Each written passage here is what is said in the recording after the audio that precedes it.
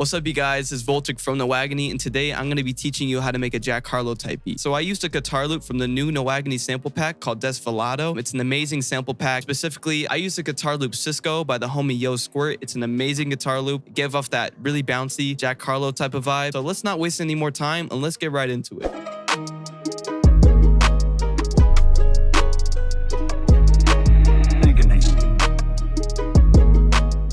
So let's talk about the actual loop first. So what I did is I pitched it up 4 times. I really like this key a lot more than it was actually originally in. Here's the original key.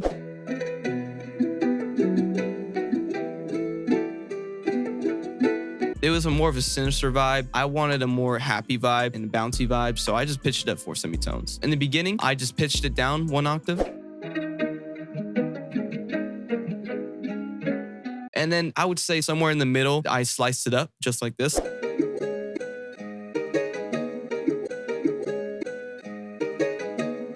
Just to add a little bit more bounce and variation to the beat, what I did is I just resampled the whole entire sample by selecting it, hitting Control, Alt, and C, and that makes you consolidate a track. And after you consolidate it, re-render it, then I put it in a fruity slicer, and I just messed around whatever really sounded good. I'm gonna be honest. I didn't really have like a set plan. I just messed around with it, and then I just uppered the attack a little bit so that it wouldn't click. I was hearing clicking sounds and popping noises, so I just immediately cut that out. And then also what I did is I rendered out the slice, so I consolidated this, and then I stretched it out to halftime. And then when I stretched it out to halftime, I just stretched it out using this little stretch tool. If you go to this little audio sample right here and you put stretch, and then I take the consolidated sample, and first I would cut the remainder right here so it's even in the grid, and then I would take the sample on the end and drag it all the way to the 4 bars. Then we have this.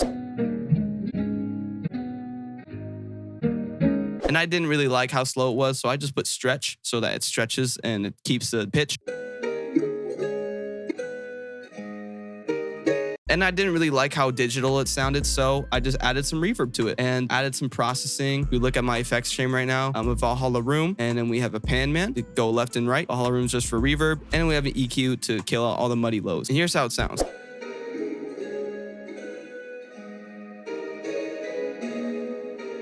And it's obviously going to be really pitched down because it's more of an ambience. And then finally, all I did with the loop was just add a Soothe 2 with pretty harsh sharpness, and then just added a low cut EQ and kind of a high pass EQ to just cut out those frequencies that we really don't need. Let's get started with the 808 and the kick. My personal favorites in the whole entire track. I think these are the most important elements in the track, are the kick and the 808, just like in really any hip hop track, let's be honest. But here's how they sound together.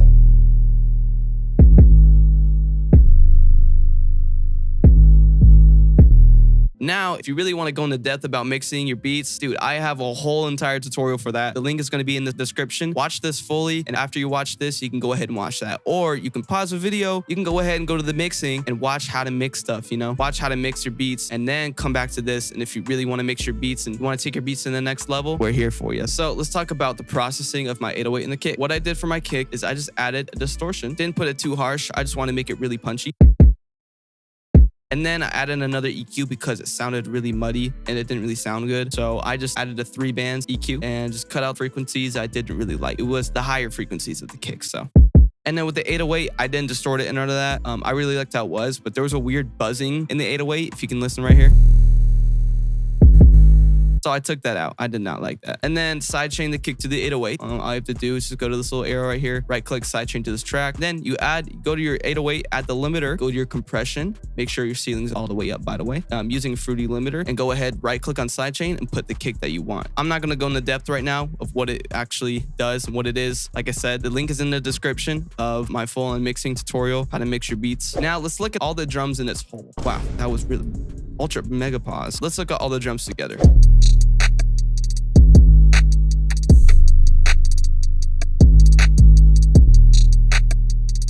I have a more of a shorter hi-hat, not really a lot going on, to be honest. Here are the percussions I have in here.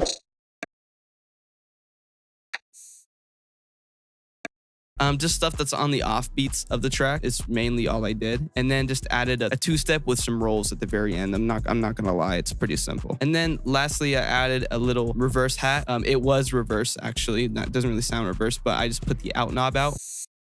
So it's like a softer open hi-hat. And then we have our clap. I layered this little rim shot that I found from Cymatics and added the Cobra clap from Cymatics.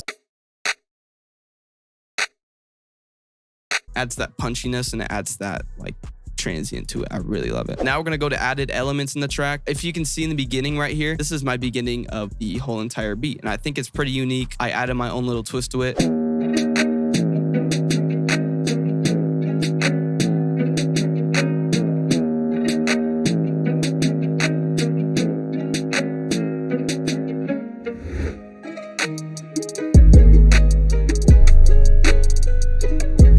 What I did here was kind of more of a, it doesn't really sound like a Jack Harlow vibe here. I just really like this little snare that I had going on here. It's like just a regular 808 snare, and it's got, like I said, it's got a little bit more of a Lil Wayne vibe, but I really like the vibes here.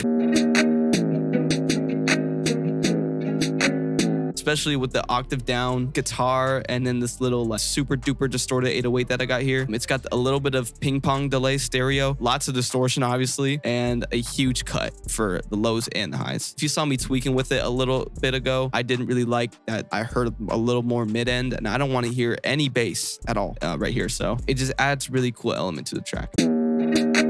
And on top of this, we have the clap as well. Same exact Cobra clap from the regular drop. And then we have her tag. And I actually have to get the homie Yo Squirt's tag. Man, play the homie's tag right now. Yo, Squirt! Yo, Squirt! Yo, Squirt!